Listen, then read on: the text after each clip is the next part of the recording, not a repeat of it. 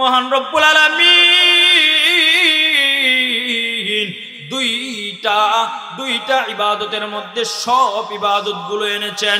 এক নাম্বার ইবাদত রাসূল, আপনি ওই কাউসারের শুকরিয়া আদায় করার জন্য সবার প্রথম আপনি নামাজ আদায় করেন, অর্থাৎ শারীরিক যত ইবাদত আছে সবগুলো আপনি করেন। দ্বিতীয় নম্বরে আপনি আর্থিক ইবাদত করেন, অর্থাৎ কুরবানি দেন, কুরবানি করেন, কুরবানি দিয়ে আপনি আল্লাহ তাআলার ইবাদত করেন, আল্লাহর নামে কুরবানি দেন, অর্থাৎ আর্থিক যত ইবাদত আছে সব ইবাদত ওইটার মধ্যে দিয়ে দিয়েছেন। আমরা কুরবানি শুধু গরু জবাই করাকেই বুঝি, তা না। আসসালামু আলাইকুম ওয়া রাহমাতুল্লাহি ওয়া বারাকাতুহু। আলহামদুলিল্লাহি ওয়াসসালাতু আলা নাবিয়্যি ওয়াল ওয়াজনু ওয়াল আদলু ওয়াল ফাদলু ওয়ান নাজমু ওয়াল আজমু বিল জাযম বিওয়াহদাতিহি বিকিবরিয়াইহি বিসুলতানিন ওয়া বিআলানিন ওয়া বিইসকানিন ওয়া বিঈমানিন ওয়া বায়ানিন ফি ফুরকান وحده لا شريك له وحده بوحدة موحدا بوحدة وحيدا وأحدا بلا مدد وجدد ونسب ووصف في الكمال لا شريك له ولا نظير له ولا مثل له ولا مثال له ولا وزير له ولا مكازم له ولا مزارع له ولا منادي له ولا جلد بلد ولد جزد رزو جزو ونزو عزم له ولا جزف وزف عيب قاب بيت خصم له ولا مقارن له ولا مكازم له ولا مزارع له ولا منادي له ثم نشهد أن لا إله إلا الله وحده لا شريك له من يشرك في ذاته وصفاته وعاداته وآياته ثم نشهد أن سيدنا وسندنا ومولانا وأيدنا مقزومنا ممزومنا معصومنا مقصودنا محبوبنا أجدر الخلق جديرنا أعظم الخلق وأشرف الخلق وأنور الخلق وأكمل الخلق من الوسن والصدارة والولاية والحكاية والأمانة والإمامة أعلانا وأجلانا وأتقانا وأكبرنا وأنورنا أكبر أنور أوسق أنور أكمل له ثم نشهد أن حبيب ربنا وصمدنا محبوب جدلنا إيماننا مبين فرقاننا أما بعد فأعوذ بالله من الشيطان الرجيم بسم الله الرحمن الرحيم إنا أعطيناك الكوثر فصل لربك وانحر إن شانئك هو الأبتر. بارك الله لنا ولكم في القرآن المجيد ونفعنا وإياكم بالآيات والذكر الحكيم. قال رسول الله صلى الله عليه وسلم أنا خاتم النبيين لا نبي بعدي. قال رسول الله صلى الله عليه وسلم تركت فيكم أمرين لن تضلوا ما تمسكتم بهما كتاب الله وسنة رسوله أو كما قال النبي عليه الصلاة والسلام. سبحانك لا علم لنا إلا ما علمتنا إنك أنت العليم الحكيم. صدق الله العظيم وصدق رسوله النبي الكريم ونحن على ذلك لمن الشاهدين والشاكرين والذاكرين والحمد لله رب العالمين. दुनिया की सदाकत में तेरा नाम रहेगा, दुनिया की सदाकत में तेरा नाम रहेगा, सिद्दीक तेरा नाम से इस्लाम रहेगा, ऐ सिद्दीक तेरा नाम से इस्लाम रहेगा. दुनिया की अदालत में तेरा नाम रहेगा, दुनिया की अदालत में तेरा नाम रहेगा, ऐ फारूक तेरा नाम से इस्लाम रहेगा, ऐ फारूक तेरा नाम से इस्लाम रहेगा. খামারগাঁও বাইতুল আমান জামে মসজিদের উদ্যোগে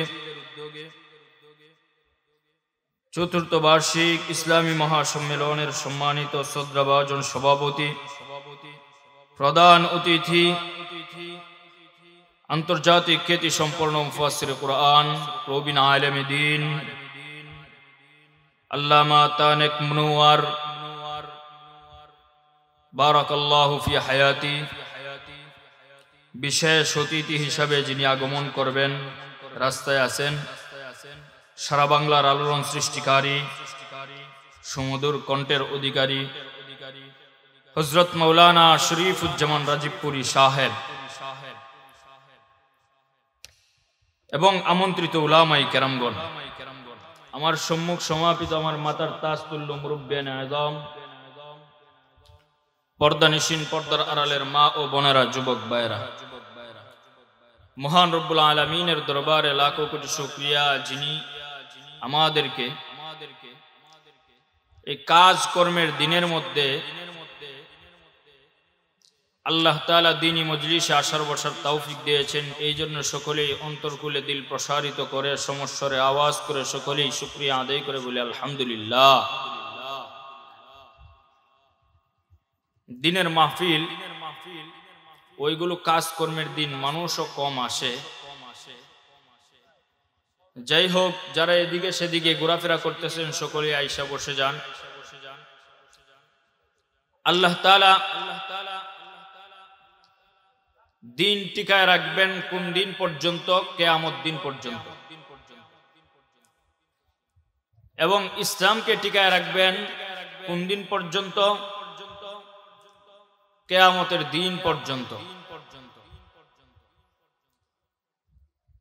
আমার আলোচ্য বিষয়টা এই দুইটা কথার ভিতরে এসে পড়বে। আমি যেই আয়াতে কারিমা, যেই সূরাটা তেলাওয়াত করলাম, কুরআনুল কারীমের মধ্যে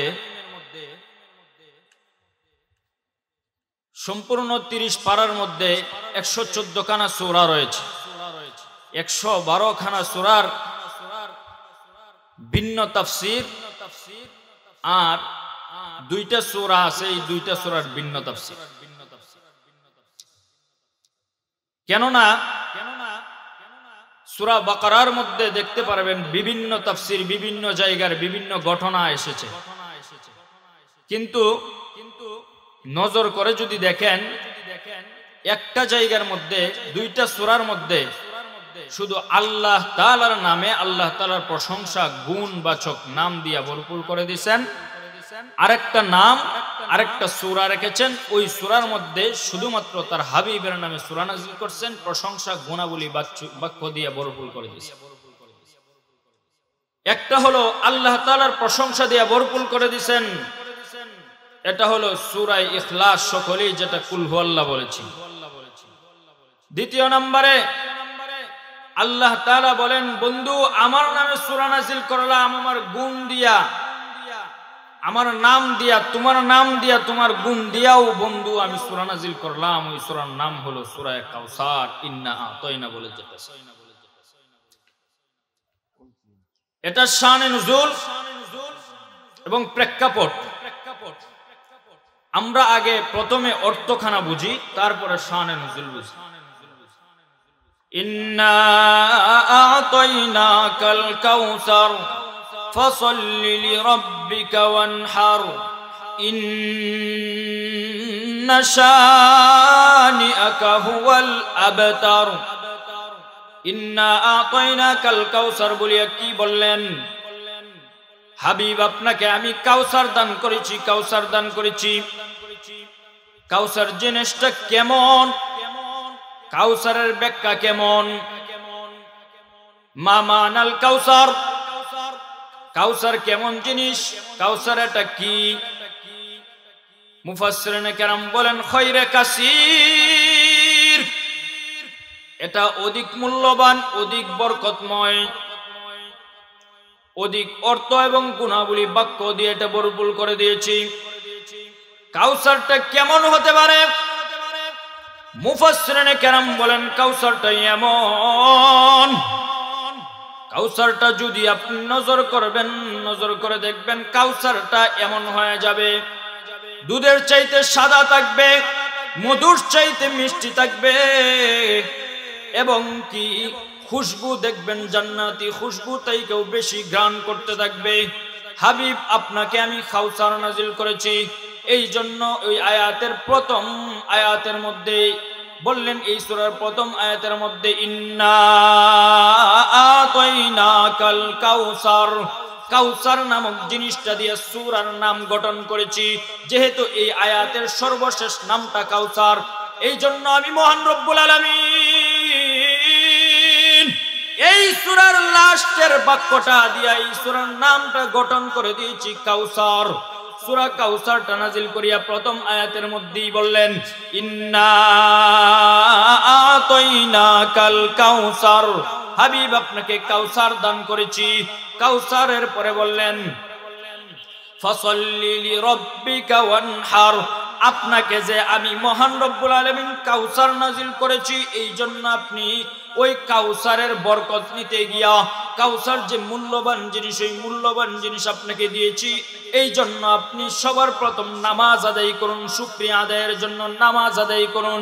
দ্বিতীয় নম্বরে আপনাকে যে কাউসার দিয়েছি, এই কাউসারের শুকরিয়া আদায়ের জন্য আপনি কুরবানি করেন। একটা হলো মহান রব্বুল আলামিন বললেন শারীরিক ইবাদত করেন।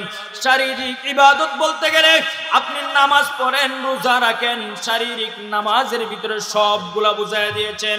দ্বিতীয় নম্বরে বললেন আপনি কুরবানি করেন, অর্থাৎ আর্থিক ইবাদত করেন। দুইটা ইবাদত মহান রব্বুল আলামিন কাউসার নাজিল করে দিয়ে বলেন আপনাকে যে কাউসার নাজিল করেছি, ওই জন্য সবার প্রথম আপনি নামাজ আদায় করেন, দ্বিতীয় নম্বর আপনি কুরবানি করেন।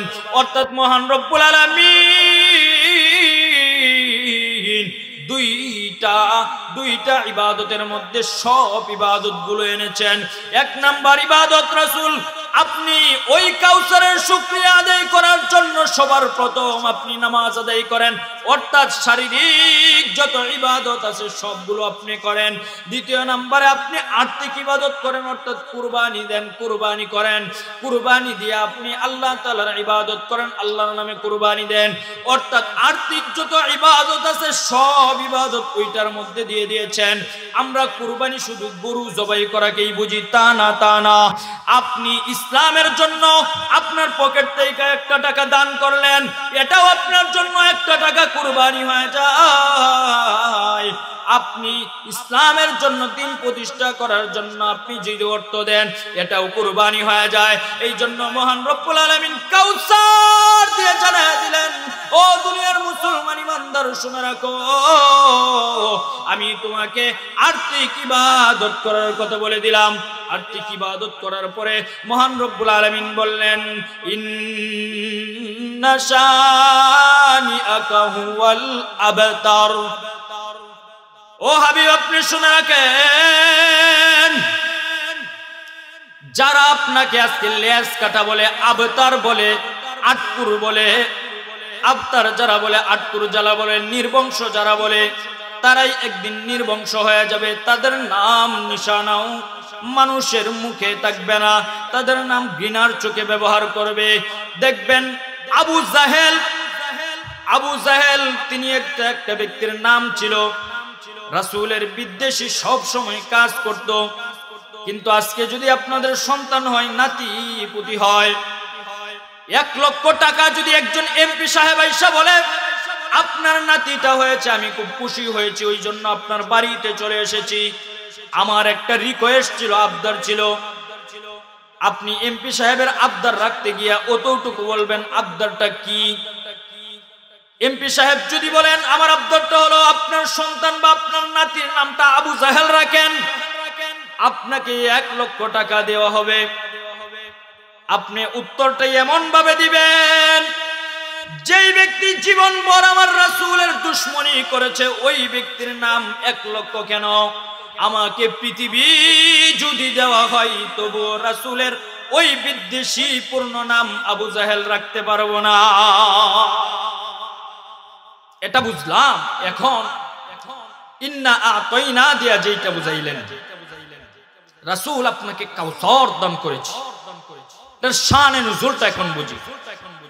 শানে নুজুল হলো হুজুর সাল্লাল্লাহু আলাইহি ওয়াসাল্লাম মক্কা নগরীতে, সূরা মাক্কি, মক্কা নগরীতে যখন প্রথম যখন হুজুর সাল্লাল্লাহু আলাইহি ওয়াসাল্লাম ইসলামের দাওয়াত দিতে শুরু করলেন, 2টা তাফসীর রয়েছে, এটার মধ্যে 2টা ব্যাখ্যা রয়েছে শানে নুজুল। 2টা কারণে আল্লাহ তাআলা এই সূরাটা নাজিল করলেন। 1 নাম্বার কারণ হইল হুজুর সাল্লাল্লাহু আলাইহি ওয়াসাল্লাম মক্কা নগরীতে যখন প্রথম ইসলামের দাওয়াত দেন, ইসলামের দাওয়াত দিতে যখন যান, মানুষেরা বলা বলি করতে লাগে মুহাম্মদ ইসলামের দাওয়াত দিয়ে কি করবে, ইসলাম প্রতিষ্ঠিত করতে পারবে না, মুহাম্মদ দুনিয়া থেকে বিদায় হয়ে গেলে মুহাম্মদের ধর্মও বিদায় হয়ে যাবে, মুহাম্মদ ধর্ম প্রতিষ্ঠিত করতে পারবে না। এইভাবে বলতে থাকা শুরু করলো। 2য় নম্বরে বলতে লাগা শুরু করলো যে মুহাম্মদের ব্যাপারে আমাদের টেনশন করা, চিন্তা করার কোনো মানেই হয় না। কেননা মুহাম্মদের যে সন্তান আছে, সন্তানাদি নাই, তার পরবর্তী নবুয়ত ধরেও রাখতে পারবে না। যেহেতু ধরে রাখতে পারবে না, তার সব কিছু বিদায় হয়ে গেছে, এই কথা বলতে লাগলো। এবং বলল যে মুহাম্মদের সন্তানও বিদায় হয়ে গেছে, মুহাম্মদের জন্মও বিদায় হয়ে যাবে। যেমন ভাবে ইউসুফ আলাইহি ওয়াসাল্লাম ছিলেন ইয়াকুব আলাইহি ওয়াসাল্লামের সন্তান, ইয়াকুব আলাইহি ওয়াসাল্লামের নবুয়ত পাইছেন, নবুয়ত ধরে রাখছেন তার সন্তান ইউসুফ আলাইহি ওয়াসাল্লাম। ইসহাক আলাইহি ওয়াসাল্লামের নবুয়ত ধরে রেখেছেন তার সন্তান ইয়াকুব আলাইহি ওয়াসাল্লাম। ইব্রাহিম আলাইহি ওয়াসাল্লামের নবুয়ত ধরে রেখেছেন ইসহাক আলাইহি ওয়াসাল্লাম। তেমন ভাবে কবির ভাষায় বলেন কারীম ইবনু কারীম ইবনু কারীম ইবনু কারীম, কারীম ইবনু কারীম ইবনু কারীম ইবনু কারীম, ইউসুফ ইবনু ইয়াকুব ইবনু ইসহাক ইবনু ইব্রাহিম, ইউসুফ ইবনু ইয়াকুব ইবনু ইসহাক ইবনু ইব্রাহিম। নবীর পরে নবীর সন্তান নবী হইছে, নবীর পরে নবীর সন্তান নবী হইছে, নবীর পরে নবীর সন্তান নবী হইছে। মুহাম্মদের বিষয়ে চিন্তা করার কোনো মানেই হয় না। মুহাম্মদের ধর্ম থাকবে না, কেননা মুহাম্মদ দুনিয়া থেকে বিদায় হয়ে গেলে তার ধর্ম কেউ ধরে রাখতে পারবে না। তার সন্তানাদি নাই, তিনি আবতার, তার সন্তানাদি নাই, এই বলে চিন্তা ভাবনা করতেছে আর মানুষকে বলা বলি করতেছে।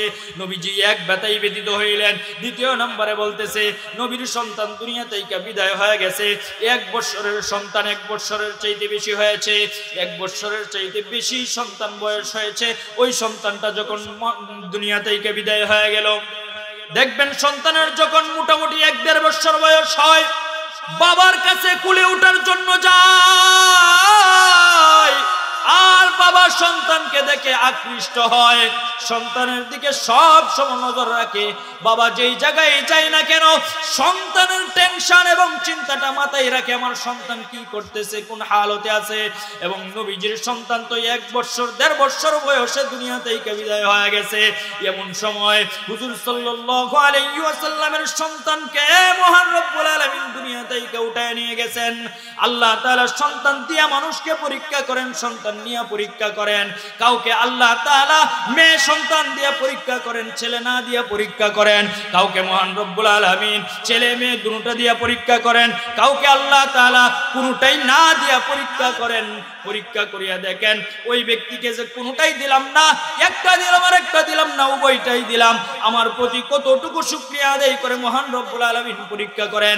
হুজুর সাল্লাল্লাহু আলাইহি ওয়াসাল্লামের সন্তান যখন 1.5 বছরের বয়সে দুনিয়া থেকে বিদায় হয়ে গেলেন, দুনিয়া থেকে বিদায় হওয়ার পরে হুজুর সাল্লাল্লাহু আলাইহি ওয়াসাল্লাম ওই চিন্তা ভাবনা নিয়ে ঘুরতেছেন, এমনই তো মন ব্যতীত হয়ে গেছেন, কান্না করতেছেন।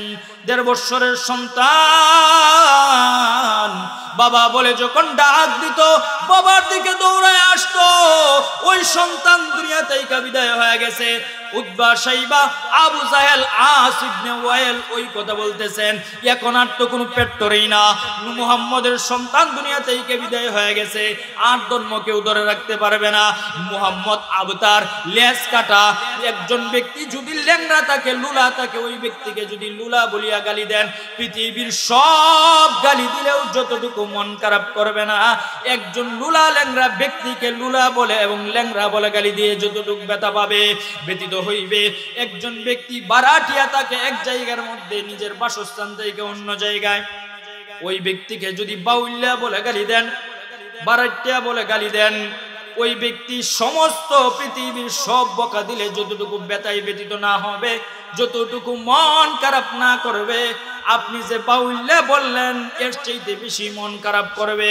হুজুর সাল্লাল্লাহু আলাইহি ওয়াসাল্লামের ওই সময় সন্তানটা দুনিয়া থেকে বিদায় হয়ে গেছে। আর আস ইবনে ওয়াইল, আবু জাহেল, উতবা, শাইবা যখন নাটক সাজাইয়ে ওইগুলো বলতেছে, আল্লাহর নবী বিশ্ব নবী রাহমাতুল লিল আলামিন দুইটা ব্যথায় ব্যতীত হইয়া মসজিদে নববীর মসজিদের মধ্যে গিয়ে সিজদা দিয়া কান্না করেন, ও মালিক, আমাকে আবতার বলতেছে, এতে আমার কোনো চিন্তা ভাবনা নয়, এতে আমার কোনো মন খারাপ নয়। আমি চিন্তা করতেছি যেই দুনিয়ার মুসলমানের জন্য, যেই মুসলমানের জন্য দিন প্রতিষ্ঠা করার জন্য, যেই কালেমার জন্য আমি সিজদা দিয়া হুজুর সাল্লাল্লাহু আলাইহি ওয়াসাল্লাম কান্না করেন, আর মালিকের দরবারে বলেন, মালিক, আমি হুজুর সাল্লাল্লাহু আলাইহি ওয়াসাল্লাম আমি নবী হইয়া তায়েফের ময়দানে গেলাম। ওই তায়েফের ময়দানে মক্কা নগরীতে যখন ইসলাম কেউ গ্রহণ করে না, আমার পালক পুত্র যায়েদকে নিয়ে যখন আমি তায়েফের ময়দানে গেলাম, ওই তায়েফের মানুষরা মনে হয় মক্কা নগরীতে আমাকে মানুষ চিনে না, আমার বিষয়ে জানে না, ওই জন্য ধর্মটা কেউ গ্রহণ করে না। যাই তায়েফের ময়দানে যাই, তায়েফের মানুষরা মনে হয় আমার ধর্ম গ্রহণ করবে, আমার কথাগুলো শুনবে, কেননা তায়েফের ময়দানে তো আমি ছোট থেকে বড় হয়েছি, কেউ বা আমার ভাই লাগে, কেউ আমার চাচা লাগে, কেউ আমার বন্ধু লাগে। দেখি মানুষের মক্কা নগরীর মানুষ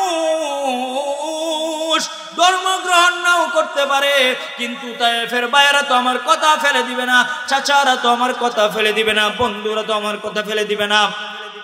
এই চিন্তা ভাবনা করে আল্লাহর নবী বিশ্ব নবী রাহমাতুল লিল আলামিন তার পালক পুত্র যায়েদকে নিয়ে তায়েফের ময়দানে গেলেন। তায়েফের ময়দানে গিয়ে দাওয়াত দেওয়া শুরু করলেন। প্রথম দিন দাওয়াত দেওয়া শুরু করলেন, কেউ কোনো কিছু বলে না, শুধু এতটুকু বলে, মুহাম্মদ বাপ দাদার ধর্ম ত্যাগ করতে পারবো না, তুমি চলে যাও। দ্বিতীয় দিন এই কথা বলে, মুহাম্মদ বাপ দাদার ধর্ম ত্যাগ করতে পারবো না, চলে যাও।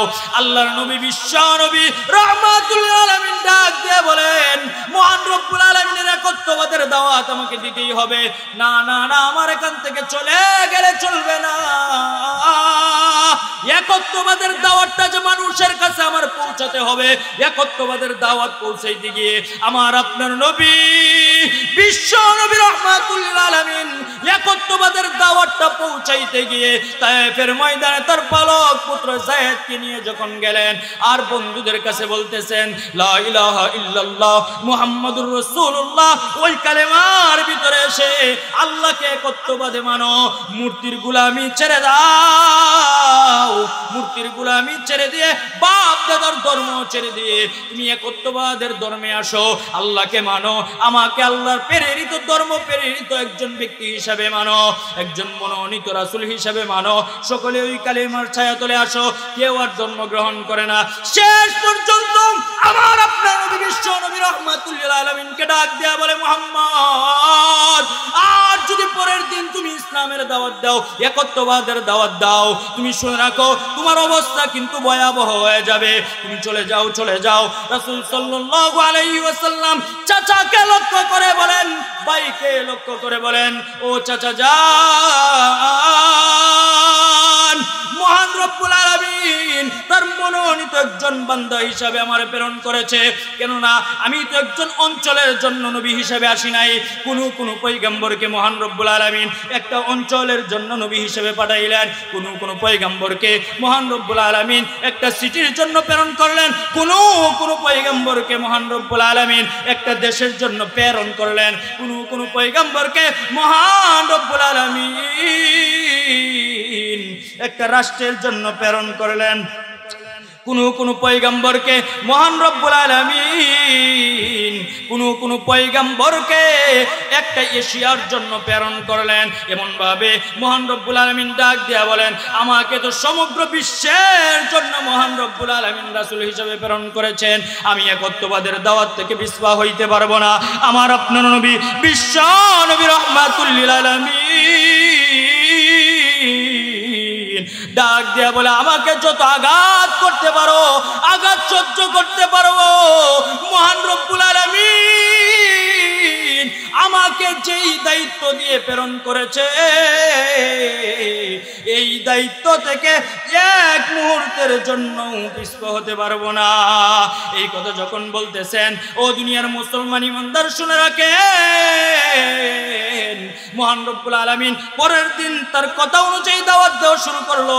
যারা এই সময় ছিল, যারা পূর্বে ছিল, কেউ ছিল হুজুর সাল্লাল্লাহু আলাইহি ওয়াসাল্লামের ভাইয়ের মতো, কেউ ছিল হুজুর সাল্লাল্লাহু আলাইহি ওয়াসাল্লামের বন্ধুর মতো, কেউ ছিল চাচার মতো, কিন্তু যখন কালেমার দাওয়াত দেওয়া শুরু করলো, ইসলামের সঠিক দাওয়াত দেওয়া শুরু করলো, একত্ববাদের দাওয়াত দেওয়া শুরু করলো, চাচাও মুহাম্মদ সাল্লাল্লাহু আলাইহি ওয়াসাল্লামের বিরুদ্ধে লেগে পড়লো। বন্ধু ওই দিন হুজুর সাল্লাল্লাহু আলাইহি ওয়াসাল্লামের বিরুদ্ধে লেগে পড়লো। বন্ধু ওই দিন বন্ধুকে চিনে নাই, ওই দিন বন্ধু হুজুর সাল্লাল্লাহু আলাইহি ওয়াসাল্লামের বিরুদ্ধে পদক্ষেপ নিতে পিছপা হয় নাই। হুজুর সাল্লাল্লাহু আলাইহি ওয়াসাল্লামকে মাঝখানে রেখে চতুর্দিকে ঘেরাও করলো, ঘেরাও করে বলতেছে, মুহাম্মদ তোমাকে আগেই বলেছিলাম একত্ববাদের দাওয়াত থেকে তুমি সরে যাও, তুমি একত্ববাদের দাওয়াত থেকে পিছপা হও নাই, সুতরাং শুনে রাখো, শুনে রাখো, আজকে তোমার রেহাই হবে না, এইখান থেকেই তোমায় বিদায় হতে হবে। এইভাবে যখন বলতে লাগলো, আর পাথর দিয়ে ঢিল দিতে লাগলো, পাথর দিয়ে ঢিল যখন দিতেছে, আমার আপনার নবী বিশ্ব নবী রাহমাতুল লিল আলামিন আমাদের এই পর্যন্ত ইসলামকে দাঁড় করানোর জন্য কালেমার দাওয়াত দিতে গিয়ে আজকে আমরা টুপি মাথায় নিয়েছি, হুজুর সাল্লাল্লাহু আলাইহি ওয়াসাল্লাম আজকে আমাদের সুন্নতি লিবাস, আজকে আমাদের মুখে দাড়ি, আমরা আল্লাহকে মানি, রাসূলকে রাসূল হিসাবে মানি। এই মানার জন্য আমার আপনার নবী বিশ্ব নবী রাহমাতুল লিল আলামিন তায়েফের ময়দানে নিজের রক্ত পর্যন্ত জড়াইছেন। হুজুর সাল্লাল্লাহু আলাইহি ওয়াসাল্লাম উহুদের যুদ্ধের মধ্যে আমার আপনার ওই পর্যন্ত ইসলামকে আনার জন্য আজকে বাসাটির মানুষের জন্য, বাসাটির মানুষ আজকে আল্লাহ তাআলার দরবারে সিজদা দেয়। হুজুর সাল্লাল্লাহু আলাইহি ওয়াসাল্লাম ইসলামটাকে এই পর্যন্ত আনার জন্য হুজুর সাল্লাল্লাহু আলাইহি ওয়াসাল্লাম উহুদের ময়দানের মধ্যে দাঁত মুবারক শহীদ করেছেন। হুজুর সাল্লাল্লাহু আলাইহি ওয়াসাল্লাম খন্দকের যুদ্ধের মধ্যে আমাদের জন্য পেটে পাথর পর্যন্ত বেঁধেছেন। আমার আপনার নবী বিশ্ব নবী রাহমাতুল লিল আলামিনকে যখন পাথর দিয়ে ঢিল দিতেছে, তবুও কালেমার দাওয়াত থেকে পিছপা হবেন না। কালেমার দাওয়াত দেওয়া শুরু করলেন, এক একজন ঢিল দেয়, কালেমার দাওয়াত দেয়। আল্লাহর নবী বিশ্ব নবী রাহমাতুল লিল আলামিনের পালক পুত্র যায়েদ যেই দিক থেকে ঢিল দেয়, ওই দিকে ডাল হিসেবে দাঁড়ায় যায়। যেই দিক থেকে আমার আপনার নবী বিশ্ব নবী রাহমাতুল লিল আলামিনকে ঢিল দেয়, ওই দিক থেকে যায়েদ ডাল হিসেবে দাঁড়ায় যায়। নিজের বুকের ভিতরে ঢিল লেগে যায়।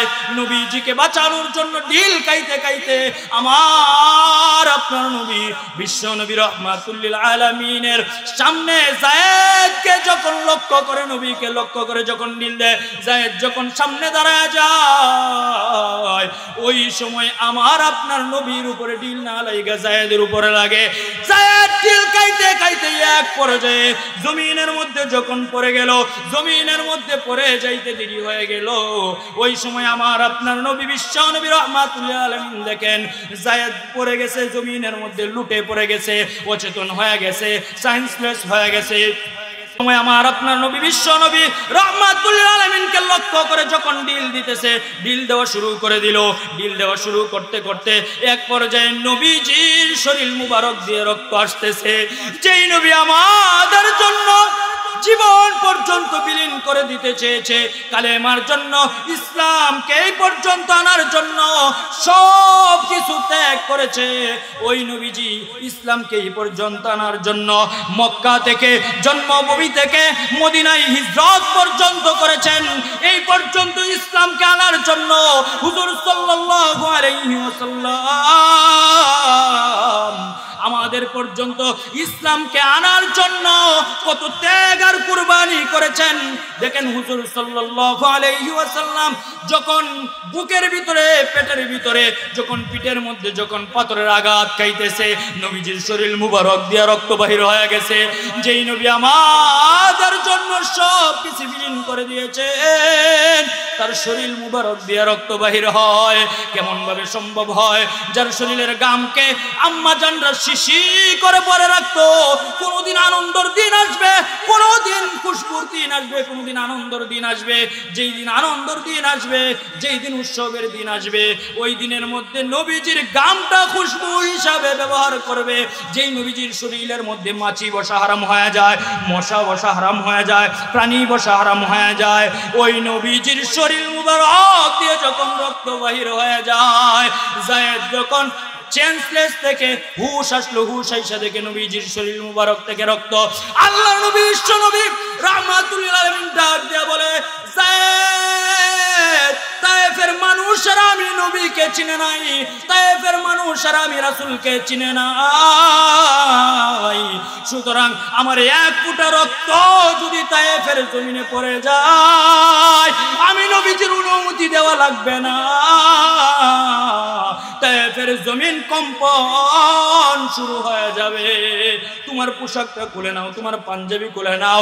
যায়েদ রাদিয়াল্লাহু তাআলা আনহু নিজের শরীরের কাপড়টা খুলে নিলেন, খুলে হুজুর সাল্লাল্লাহু আলাইহি ওয়াসাল্লামের রক্ত মুবারক যখন মুছতেছেন, তখন এমন একটা পর্যায়ে গেল, রাসূলকে এমন ভাবে আঘাতপ্রাপ্ত করেছে, নবীজির শরীরের রক্ত পর্যন্ত পাঞ্জাবি আর চুষণ করে না, মরে গিয়েছে। হুজুর সাল্লাল্লাহু আলাইহি ওয়াসাল্লাম তায়েফের জমিনের বালিগুলো হাতের মুঠে নিয়ে শরীরের মধ্যে মাখাইতেছে আর বলতেছে, আমার শরীরের মধ্যে যেন রক্ত আর না বাহির হয়। আল্লাহর নবীর সাহাবী বালক পুত্র যায়েদ বলে, নবীজি, শরীরের মধ্যে যদি আপনি ওই সিমেন্টের মতো বালু দিয়ে লেপ দেন, তাহলে তো ওই রক্ত আর মুছবে না, রক্ত আর ভিতরে ঢুকবে না। ওই কথা যখন বলতেছে, নবীজি বলেন, যায়েদ, আমি ওই জন্য বালু দিয়ে লেপ দেই না, শরীরের মধ্যে বালু দিয়ে মাখাইতেছি না, যেন আমার শরীরের রক্ত জমিনের মধ্যে পড়ে না যায়। তবু আমার আপনার নবী বিশ্ব নবী রাহমাতুল লিল আলামিনের এক ফোঁটা রক্ত হুজুর সাল্লাল্লাহু আলাইহি ওয়াসাল্লাম জানেন না, বিয়া খেয়ালে এক ফোঁটা রক্ত, খেয়াল নাই এক ফোঁটা রক্ত জমিনের মধ্যে পড়ে যাবে। জমিনের মধ্যে কেমন ভাবে পড়বে? হুজুর সাল্লাল্লাহু আলাইহি ওয়াসাল্লামের পায়ের মধ্যে যখন ঢিল দিল, আঘাতপ্রাপ্ত হইল, ওই সময় নবীজি জানেন না সারা শরীরে ব্যথা, কোন জায়গায় মলম লাগাবেন, কোন জায়গায় ওই জায়গার রক্ত মুছবেন, এটা ধ্যান খেয়ালের মধ্যে ছিল না। রক্ত এমন ভাবে পায়ের দিকে লেগেছে, পায়ের মধ্যে রক্ত লাগার জন্য পায়ের জুতাটা পায়ের সঙ্গে একসঙ্গে মিশে গিয়েছে। নবীজি আমাদের জন্য কেমন ত্যাগ করছেন, কেমন কুরবানি করছেন। আজকে আমরা দুনিয়ার মধ্যে ঘোরাফেরা করি, দুনিয়ার মধ্যে চলাফেরা করি, নবীজির আদর্শ আমাদের ভিতরে নাই, নবীজির সিরাত আমাদের ভিতরে নাই, নবীজির সূরাত আমাদের ভিতরে নাই। আমার আপনার নবী বিশ্ব নবী রাহমাতুল লিল আলামিনের এক ফোঁটা রক্ত যখন জুতা বেয়ে পড়ে যাবে, ওই সময় মহান রব্বুল আলামিন জিব্রাইলকে ডাক দিয়ে বলে, জিব্রাইল, কোন জায়গায় আছো আছো, কোথায় আছো, কোথায় আছো? জিব্রাইল বলে আমি তো সিদরাতুল মুনতাহারে আছি। সিদরাতুল মুনতাহার বুঝে নেই সিদরাতুল মুনতাহার কেমন জায়গা। সিদরাতুল মুনতাহার হলো সপ্তম আসমান, এক আসমানের পরে আরেক আসমান, সাবা সামাওয়াতিন তিবাকা, আরেক আসমানের পরে আরেক আসমান, আরেক আসমানের পরে আরেক আসমান, সপ্তম আসমানের উপরে। তারপরে এইখান থেকে প্রথম আসমান থেকে সপ্তম আসমান যতটুকু দূর, সপ্তম আসমান থেকে অতটুকু দূরত্ব শেষ করে অতিক্রম করে তারপরে একটা বড়ই গাছ আছে, একটা জায়গা আছে, যেই জায়গায় একটা বড়ই গাছ, ওই বড়ই গাছ বিশাল বড় একটা বড়ই গাছ। মুফাসসিরিনে কেরাম বলেন ওই বড়ই গাছের বড়ই যদি পাল্লা পাটকিরাই দুনিয়ার মাপা হয়, দুনিয়ার পাল্লা পাটকিরাই যদি ওই বড়ইগুলা মাপা হয় 12 মণ ওজন হবে। আর একটা পাতা হবে হাতির কানের মতো। মহিলারা যে কুলার আরে চাউলারে কুলা দিয়া ওই কুলার নেই এক একটা পাতা। ওই গাছের নিচে জিব্রাইল, ফেরেশতাদের সর্দার জিব্রাইল আলাইহিস সালাম বসে রয়েছেন। জিব্রাইল আলাইহিস সালাম বসে থেকে বলেন আল্লাহ কির জন্য ডাকলেন? তো আল্লাহ তাআলা বলেন ও জিব্রাইল শুনে রাখো, ও জিব্রাইল শুনে রাখো, তায়েফের ময়দানের মধ্যে আমার বন্ধু, তায়েফের ময়দানের মধ্যে তায়েফের মানুষেরা আমার নবীকে চিনে নাই, আমার হাবিবকে চিনে নাই। আমার হাবিবকে আমি খুশি করার জন্য কি না করি, আমার হাবিবকে খুশি করার জন্য বলতেছে, আমার হাবিবকে খুশি করার জন্য আমি জীবনের সবটুকু ত্যাগ করেছি আমার হাবিবকে খুশি করার জন্য। আমার হাবিবকে খুশি করার জন্য কি করলাম, আমি কি করলাম? আরে আমার হাবিবকে খুশি করার জন্য একজনের নাম হাবিবুল্লাহ, আমার নবীর টাইটেল হলো হাবিবুল্লাহ, আর ইব্রাহিম আলাইহিস সালামের টাইটেল হলো খলিলুল্লাহ। খলিলুল্লাহ অর্থ বন্ধু, হাবিবুল্লাহ অর্থ বন্ধু। হাবিবুল্লাহ আর খলিলুল্লাহ দুই বন্ধুর মধ্যে আকাশ পাতাল পার্থক্য। মুফাসসিরিনে কেরাম বলেন কেমন পার্থক্য, কেমন পার্থক্য? হাবিবুল্লাহ বন্ধু এমন বন্ধু, আর খলিলুল্লাহ বন্ধু কেমন বন্ধু? আরে খলিলুল্লাহ বন্ধু আল্লাহকে খুশি করার জন্য দেশ ত্যাগ করেছে, মা বাবা থেকে বিতাড়িত হয়ে গিয়েছে।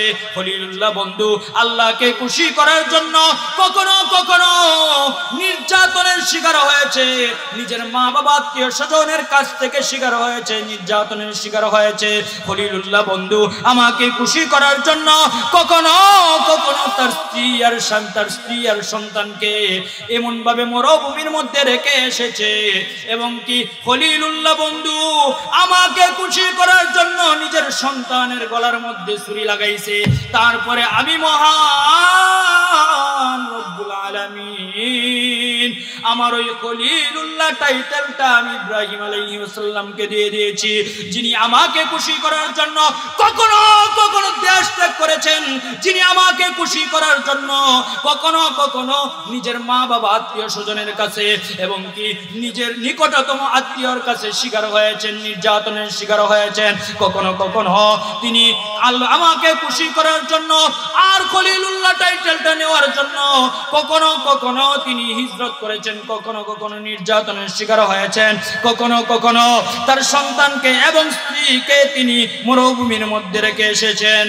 কতগুলা শিকার করে শেষ পর্যন্ত খলিলুল্লাহ টাইটেলটা পাইতে গিয়া আমি যখন হুকুম দিলাম তোমার আপনজন এবং তোমার নিকটতম একজন ব্যক্তি, তোমার সবচাইতে পছন্দের একজন ব্যক্তিকে কুরবানি দাও, ওই সময় তুমি তোমার সন্তানকে কুরবানি দেওয়ার জন্য যখন গেলা আমি মহান রব্বুল আলামিন তোমার প্রতি খুশি হয়ে খলিলুল্লাহ টাইটেল দিয়ে দিয়েছি। শেষ পর্যন্ত হাবিবুল্লাহ বন্ধু কেমন বন্ধু? ওই হাবিবুল্লাহ বন্ধু আমাকে খুশি করার জন্য নয়, আমি হাবিবুল্লাহ বন্ধুকে খুশি করার জন্য সব কাজ করতে থাকি এবং দেখি কখন আমার বন্ধুকে খুশি করা যায়। ওই খলিলুল্লাহ বন্ধু আর হাবিবুল্লাহ বন্ধুর মধ্যে পার্থক্য। ওই হাবিবুল্লাহ বন্ধু রক্ত জমিনের মধ্যে পড়ে যাবে, ডাক দিয়ে বলে জিবরাইল আমার হাবিবের রক্ত যখন তায়েফের ময়দানে পড়ে যাবে আমি আল্লাহ তাআলার অনুমতি দেওয়া লাগবে না, তায়েফের জমিন কম্পন শুরু হয়ে যাবে। ওই তায়েফের ময়দানে কোনোদিন ঘাস জন্মাবে না, ওই তায়েফের ময়দানে কোনদিন ওই তায়েফের ময়দানের মানুষ বসবাস করতে পারবে না তায়েফের মধ্যে। সুতরাং যাও যাও যাও, আমার হাবিবের রক্তের ফুটা পড়ার আগে আগে আপনি গিয়া সঙ্গে সঙ্গে ধরে দিবেন যেন জমিনের মধ্যে পড়ে না যায়। জিবরাইল আলাইহিস সালাম ডাক দিয়া বলে, আল্লাহ আমি কোথায় আর তায়েফ কোথায় আর রক্তের ফুটা কোথায়? আমি তো দেখি রক্তের ফুটা পড়ে যাবে ঝুলতেছে। ওই সময় হুকুম দিয়া দিলেন জিবরাইল আলাইহিস সালাম আল্লাহ তাআলার হুকুম পাইয়া 600 নূরের পাকাই একসঙ্গে বাড়ি দিয়ে যখন টান দিলেন, টান দিয়া দেখে রক্তের ফুটাও ঝুলতেছে। ওই সময় জিবরাইলও যাইতেছে, রক্তের ফুটা ঝুলতেছে, জিবরাইলও যাইতেছে, রক্তের ফুটা ঝুলতেছে। পরে যাবে যাবে যাবে যাবে তায়েফের ময়দানে গিয়া জিবরাইল আলাইহিস সালাম দেখেন রক্তের ফুটা পড়ে যাবে। ওই সময় জিবরাইল আলাইহিস সালাম নবীজির পা মুবারকের নিচে তার নূরের পাকা কানা বিছিয়ে দিয়েছে। মহান রব্বুল আলামিনের হুকুমে নবীজির রক্তের ফুটা তায়েফের জমিনে পড়ার জন্য দেয় নাই। জিবরাইল পাকা ধরার সঙ্গে সঙ্গে রক্তের ফুটা জিবরাইলের পাকার মধ্যে পড়ে গিয়েছে।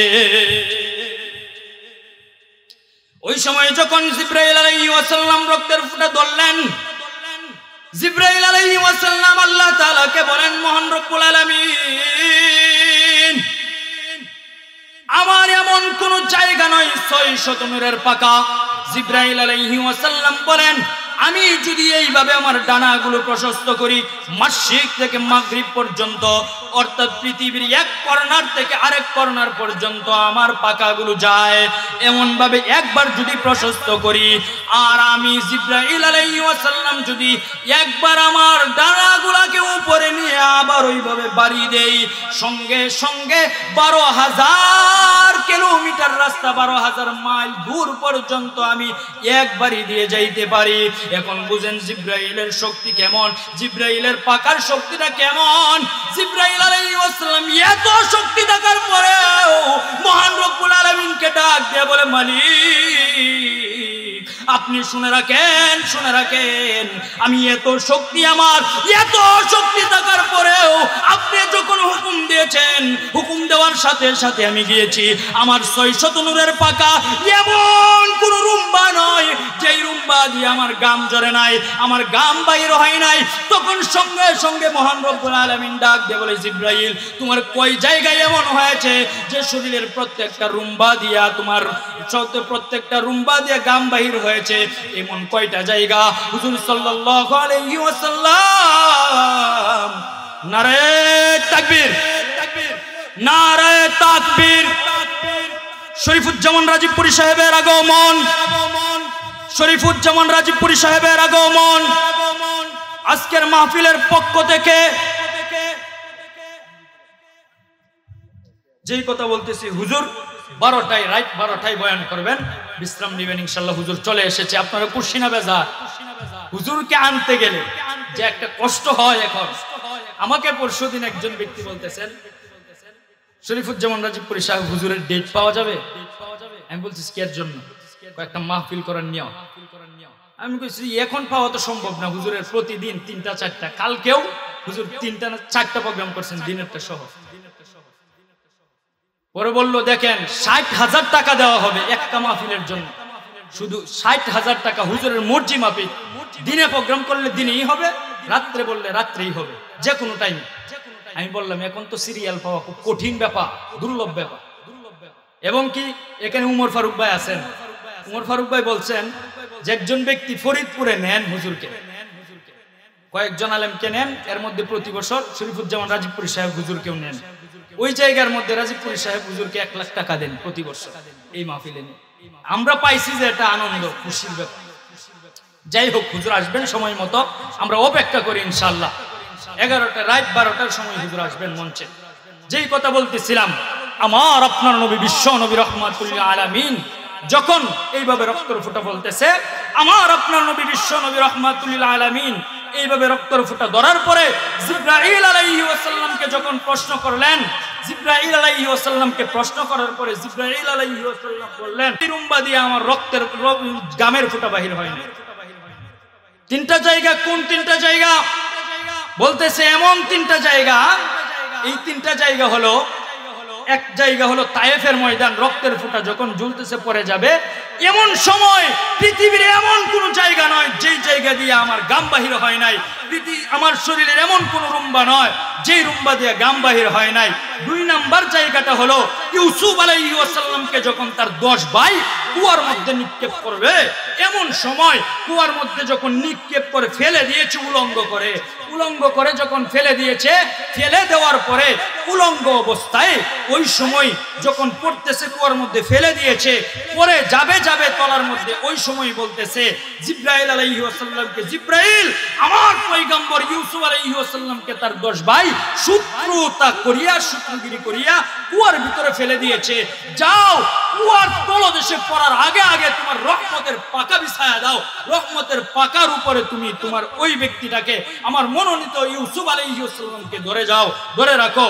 ওই সময় বলছিলেন আল্লাহ কোন জায়গায় কুয়া, আর কুয়া তো ফেলে দিয়েছে, আমি হলো সিদরাতুল মুনতাহারে, আমি সিদরাতুল মুনতাহা কোথায় আর কুয়া কোথায় আর ইউসুফ কোথায়? ইউসুফ তো পরে যাবে। ওই সময় আল্লাহ তাআলা বললেন, জিব্রাইল আলাইহিস সালামকে ডাক দিয়া বলেন, জিব্রাইল তোমাকে তো শক্তি কম দেই নাই, তোমার সমস্ত শরীরের যত শক্তি আছে সব শক্তি তুমি টানা বাড়ি দাও, সব শক্তিকে তুমি একবারে তুমি সব শক্তিকে স্পিড দাও। সবটা শক্তিকে ঢেলে দিলেন, ঢেলে দিয়ে যখন জিব্রাইল আলাইহিস সালাম সব শক্তি ঢেলে দিয়ে যখন ডানা বাড়ি দিলেন, বাড়ি দিয়ে দেখেন ইউসুফ আলাইহিস সালাম কুয়ায় যায়, জিব্রাইলও যায় ইউসুফও যায়, জিব্রাইলও যায় ইউসুফও যায়, জিব্রাইলও যায় ইউসুফও যায়। কুয়ায় দেখেন জিব্রাইল আলাইহিস সালাম দেখেন কুয়ার তলদেশে ইউসুফ আলাইহিস সালাম যাওয়ার আগে আল্লাহর হুকুমে জিব্রাইল আলাইহিস সালাম তার শরীরের সমস্ত পাকা বাড়ি দিয়া গিয়া দেখে ইউসুফ কুয়ার তলদেশে যায়। ওই সময় জিব্রাইল সমস্ত শরীরের যত শক্তি আছে শক্তি দিয়া বাড়ি দিয়া ইউসুফ আলাইহিস সালামের আগে জিব্রাইল আলাইহিস সালাম তলদেশে চলে যায়, এবং কি জিব্রাইল আলাইহিস সালাম তার পাকাটা সুন্দর করিয়া বিছাইয়া জিব্রাইল আলাইহিস সালামকে কুলের মধ্যে নিয়ে নেন। সঙ্গে যখন কুলের মধ্যে নিয়ে নিলেন, জিব্রাইল আলাইহিস সালাম জিজ্ঞাসা করলেন, জিব্রাইল আলাইহিস সালাম বললেন, ইয়া আল্লাহ তোমার এই কি হালত, তোমাকে উলঙ্গ করে কে শত্রুগিরি করে এখানে ফেলে দিয়েছে, তুমি তো মরে যাইতা। বলতেছে দেখো আমার 10 ভাই এমন করে আমাকে এখানে ফেলে দিয়েছে। সঙ্গে বললেন 10 ভাই যেহেতু এখানে ফেলে দিয়েছে তাহলে তোমার উলঙ্গ কেন? বলতেছে তারা উলঙ্গ করে ফেলে দিয়েছে। মহান রব্বুল আলামিন জিব্রাইল আলাইহিস সালামকে ডাক দিয়া বলেন, আমার হাবিব উলঙ্গ নয়, আমি মহান রব্বুল আলামিন আমার হাবিবকে এইখানেও জামা পরাইয়া দেব। কিভাবে জামা পরাইবেন? বলতেছে দেখো জামাটা ওইভাবে তুমি পরাইবা, দেখো তার শরীরের মধ্যে ওইখানে জামা আছে, তার গলার মধ্যে ছোট্ট একটা তাবিজ আছে, দেখো তাবিজটা আছে কিনা? বলতেছে হ্যাঁ ওই তাবিজটা তো আছে। ওই তাবিজের ভিতর থেকে তুমি জামাটা টান দিয়ে বাহির করো, ওই তাবিজের ভিতরে ইউসুফ আলাইহিস সালামের জন্য রিজার্ভকৃত জামা আছে। বলতেছে এটা কেমন ভাবে সম্ভব? ছোট একটা তাবিজের ভিতরে ইউসুফের সমস্ত শরীর ঢাকার মতো জামা কোথায় থেকে আসে? সঙ্গে ডাক দিয়ে বলেন, ও জিব্রাইল আমি হুকুম দিলাম তুমি ওই জায়গার মধ্যে ওই জায়গা থেকে জামাটা বাহির করো। জামাটা সঙ্গে যখন তাবিজ তাইকা টান দেয়, টান দেওয়ার সঙ্গে ওইভাবে জামা বাহির হওয়া শুরু করলো। জিজ্ঞাসা করলো আল্লাহ ওই তাবিজের ভিতরে এত বড় জামা কিভাবে রিজার্ভ করে রেখেছো? আগে পরাও না ইউসুফকে। ইউসুফ আলাইহিস সালামকে আগে ওই জামাটা পরায় দিলেন। পরায় দেওয়ার পরে ইউসুফ আলাইহিস সালামকে ডাক দেয়া বলে, ইউসুফ এবার তো তোমাকে জামা পরায় দেওয়া হইলো। জিব্রাইল আলাইহিস সালাম আল্লাহ তাআলাকে ডাক দেয়া বলে, মালিক আপনি ওই জামা কোথা থেকে এনেছেন, কোন সময় দিয়েছিলেন? বলতেছে ইউসুফ, বলতেছে সঙ্গে জিব্রাইল আলাইহিস সালামকে ডাক দিয়ে বলে, জিব্রাইল তোমার কি স্মরণ নাই ইউসুফ আলাইহিস সালামকে যখন তুমি ওই কুয়ার মধ্যে যে ইউসুফ আলাইহিস সালামকে ইব্রাহিম আলাইহিস সালামকে যখন তুমি অগ্নিকুণ্ডের মধ্যে নিক্ষেপ করা হয়েছিল, তার বাবা আজর ঠাকুর যখন নমরুদে যখন ওই অগ্নিকুণ্ডের মধ্যে ইসলাম এবং দ্বীনকে প্রতিষ্ঠা করার জন্য, ইসলাম এবং দ্বীনকে প্রতিষ্ঠা যখন অগ্নিকুণ্ডের মধ্যে তার বাবা নিজে আজর ঠাকুর এবং নমরুদ মিলে যখন নমরুদের বাহিনী মিলে যখন ওই অগ্নিকুণ্ডের মধ্যে যখন নিক্ষেপ করলো, নিক্ষেপ করার সাথে সাথে উলঙ্গ করে নিক্ষেপ করা হয়েছিল। ওই সময় আমি ওই আগুনকে বলে দিয়েছিলাম, বারদান তুমি ঠান্ডা হয়ে যাও, ঠান্ডা হয়ে যাও, শীতল হয়ে যাও, এমন শীতল হইবা যেন একেবারে শীত না হয়, একেবারে গরম না হয়, শীতল হয়ে যাও। বারদান ওয়াসালামান আলা ইব্রাহিম, ইব্রাহিমের জন্য আগুনকে হুকুম দিয়ে বলেন বারদান ওয়াসালামান আলা ইব্রাহিম, ইব্রাহিমের জন্য তুমি আগুন শীতল হয়ে যাও। আগুন সঙ্গে সঙ্গে শীতল হয়ে গেল। যখন আগুনটা শীতল হয়ে গেছে, আগুন শীতল হয়ে যাওয়ার পরে উলঙ্গ অবস্থা আগুনের মধ্যে জিবরাইল আলাইহিস সালামকে বললেন, মহান রব্বুল আলামিন ডাক দিয়ে বলে, জিবরাইল যাও যাও যাও, জান্নাত থেকে জামা নিয়া আমার পয়গম্বর ইব্রাহিমকে পরায় দাও, যেন আগুনের মধ্যেও ইব্রাহিম আলাইহিস সালাম উলঙ্গ না থাকে। পরায় দিলেন। বংশ পরম্পরায় ইব্রাহিম আলাইহিস সালাম নবুয়ত পাওয়ার পরে যখন দেখলেন ইসহাক আলাইহিস সালাম ওই নবুয়ত পাবেন, তখন ওই জামাটা ইসহাক আলাইহিস সালামকে পরায় দিলেন। ইসহাক আলাইহিস সালামকে তাবিজ বানায় গলায় ঝুলায় দিলেন। ঈসা আলাইহিস সালাম যখন দেখলেন ওই জামাটা নবুয়ত পাবেন তার সন্তান ইয়াকুব আলাইহিস সালাম, যখন তার সন্তান নবুয়ত পাবেন, ইয়াকুব আলাইহিস সালামকে ওই জামাটা দিয়ে দিলেন কবজ হিসাবে, তাবিজের ভিতরে ভরে দিলেন। যখন দেখলেন ইউসুফ আলাইহিস সালাম নবুয়ত পাবেন, ইউসুফ আলাইহিস সালামকে ওই তাবিজটা দিয়ে দিলেন, গলার মধ্যে পরে নিলেন। ইউসুফ আলাইহিস সালাম যখন কুয়ার মধ্যে নিক্ষেপ হইল, সমস্ত শরীরের কাপড় উলঙ্গ করলেও ওই তাবিজ তো আর খুলে নাই। আমি মহান রব্বুল আলামিন ওই তাবিজের ভিতরে জামা ভিতর বহির কইরা দিয়েছি। তারপরে দ্বিতীয় তৃতীয় নম্বরে কোন জায়গা বলতেছে? তৃতীয় নম্বরে জায়গা হলো ইব্রাহিম আলাইহিস সালাম যখন তার সন্তান ইসমাঈল আলাইহিস সালামকে কুরবানি করবেন, জব করবেন, ওই সময় ইব্রাহিম আলাইহিস সালাম যখন ছুরি চালায়া দিয়েছেন, ওই সময় আপনি অর্ডার দিয়েছেন, জিবরাইল তুমি কোথায়? তখন আমি সিদরাতুল মুনতাহারে ছিলাম। আপনি বলছিলেন যাও, ইব্রাহিম তো ছুরি চালায়া দিয়েছে। আমি তো বলছি যে ছুরি না মাত্র চালাইছে, ওই ছুরি তো চালায়া দিয়েছে, এখন কেমন ভাবে সম্ভব? যাও। বলতেছে আমাকে বললেন, বলার পর আমি বললাম কোথায় মিনা আর কোথায় জায়গা? ছুরি তো চালায়া দিছে, জবাই তো হয়ে যাবে। বলতেছে যাও, জান্নাত থেকে একটা দুম্বা নিয়ে মিনার ময়দানে যাও। মিনার ময়দানে যায়া ইব্রাহিম আলাইহিস সালাম যে ছুরিটা চালাইছে, ওই ছুরিটার মধ্যে তুমি একটা হাতুড়ি দেয়া রাখবা, একটা লোহা দেয়া রাখবা, এটার মধ্যে পুষাইতে রাখবে। আর ইব্রাহিম আলাইহিস সালাম যখন পুষাইবে, ইসমাঈল আলাইহিস সালামকে সরায়ে ওই পাথরে দুম্বাটা দিয়া দিবা। তখন আমার শরীরের প্রত্যেকটা পশম দিয়া, প্রত্যেকটা রুম্বা দিয়া গাম বাহির হয়েছে। তিনটা জায়গা।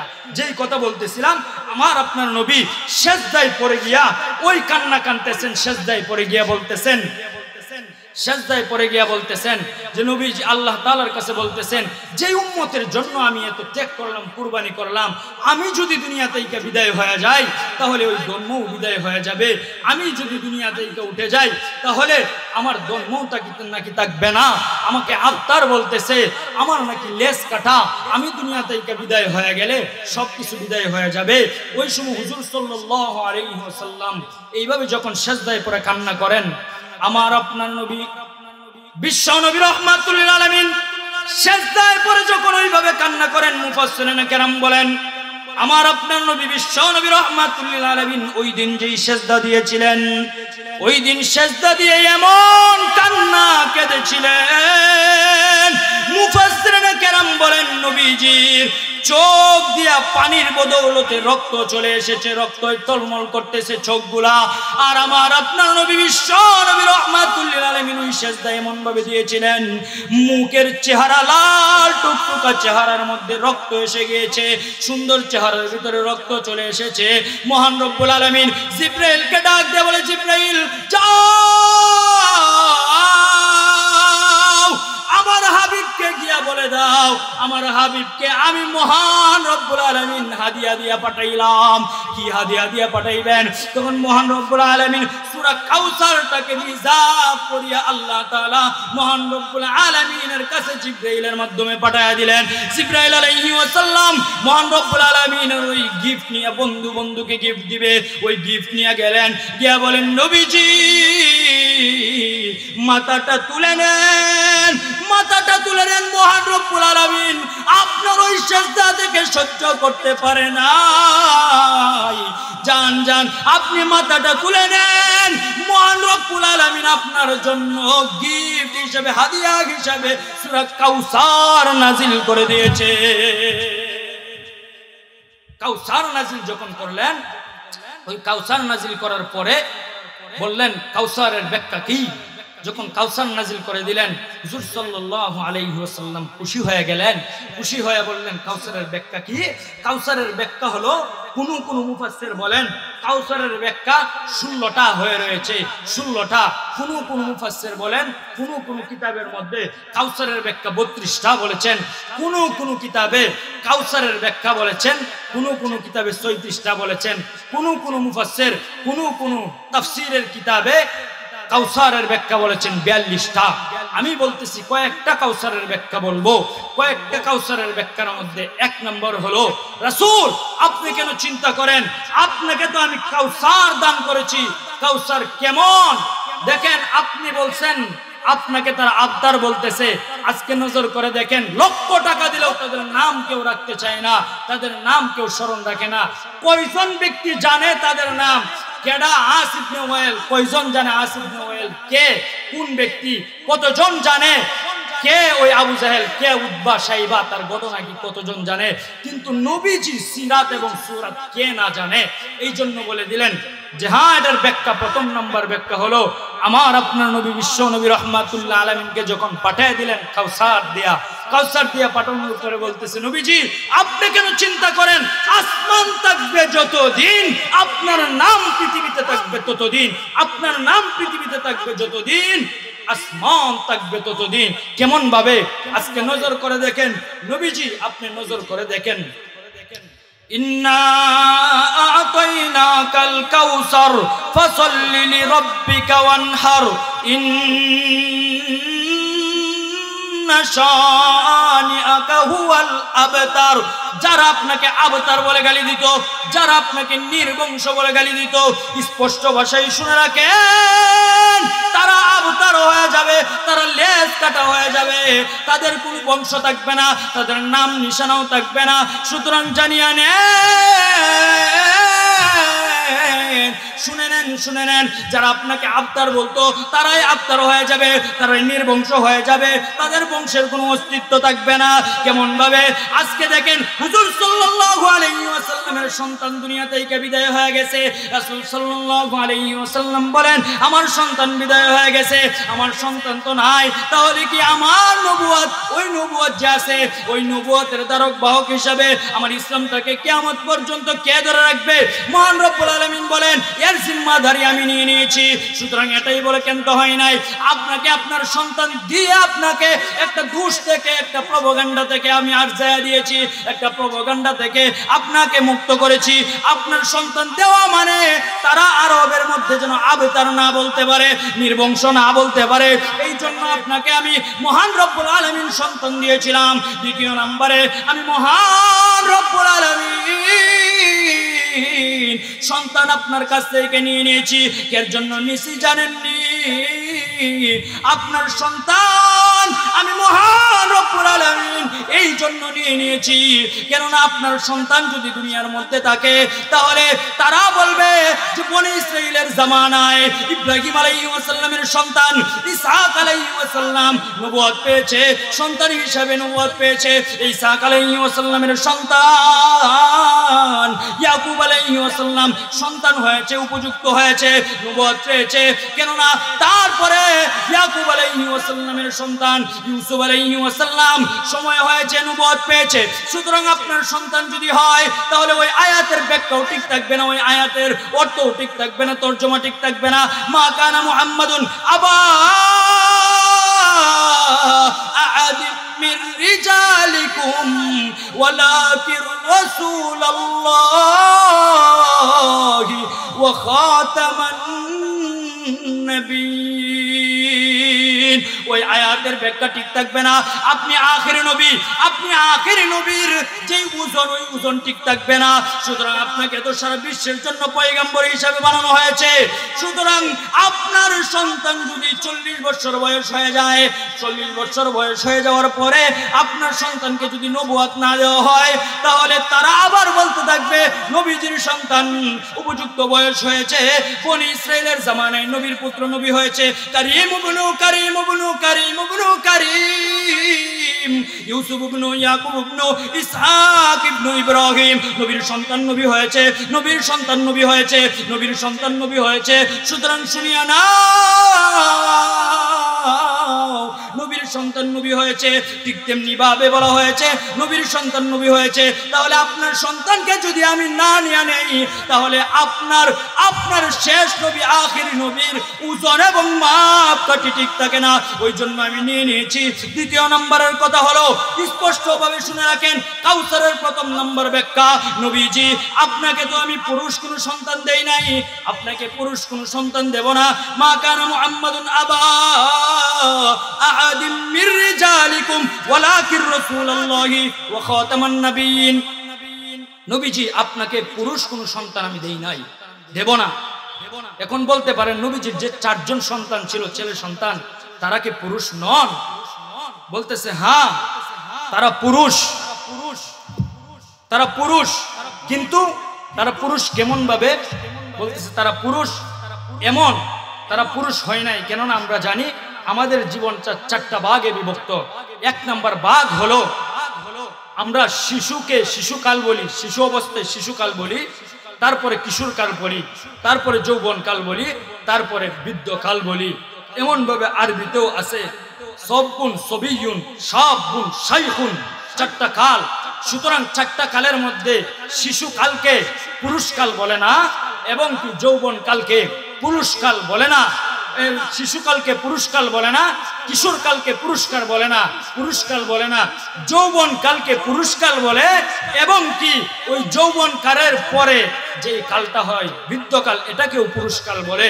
ঠিক তেমনি ভাবে হুজুর সাল্লাল্লাহু আলাইহি ওয়াসাল্লামের যেমন ভাবে কোন সন্তান পুরুষ অবস্থায় যায় নাই, যৌবন অবস্থায় যায় নাই, এই জন্য মহান রব্বুল আলামিন কুরআনুল কারীমের মধ্যে বলে দিলেন, আমি আল্লাহ তাআলা নবীজির পুরুষ কোন সন্তান দেব না।